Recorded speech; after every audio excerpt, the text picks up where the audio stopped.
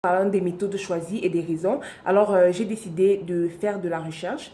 Alors quand je dis faire de la recherche, c'est effectivement j'ai eu le point de vue de la Rotonde et maintenant j'ai essayé de savoir un peu des autres, les autres radios communautaires ou journaux communautaires, quels sont les problèmes dont ils font face et comment ils essayent de résoudre ces problèmes.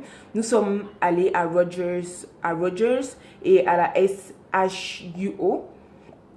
Et j'ai aussi parlé à une amie qui travaille dans une radio.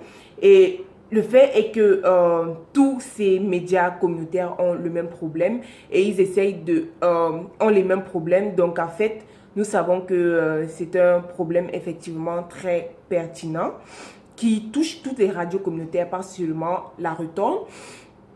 Et puis, en finissant les recherches, j'ai décidé d'établir un plan de communication développé car ça va nous aider à étudier les problèmes, les publics cibles et les détails et va nous permettre de créer comme des messages pertinents et trouver les solutions aux problèmes.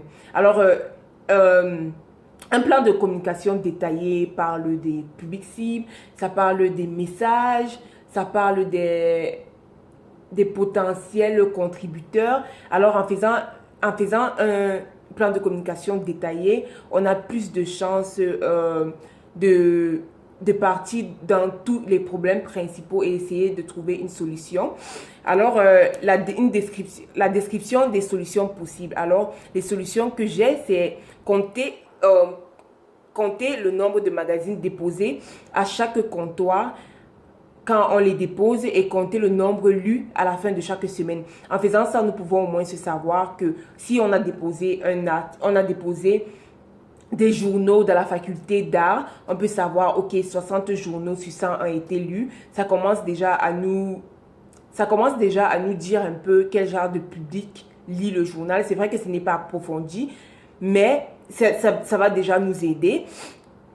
Une autre proposition que j'ai faite, c'est d'installer une identification des lecteurs sous le journal en ligne ou sur les réseaux sociaux. C'est-à-dire, chaque fois que quelqu'un va entrer dans la Rotonde en ligne ou sur les médias sociaux, ils auront un petit sondage de 3 questions qui va les demander dans quelle faculté ils sont, leur âge et leur sexe. Et déjà, ça nous permet d'avoir une petite démographie sur quelle personne lit le journal, que ce soit en ligne.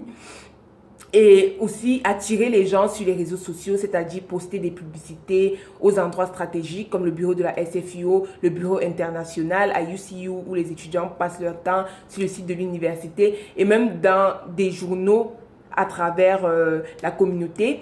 Ceci va vraiment nous aider à sensibiliser les gens et leur permettre de connaître le journal en ligne.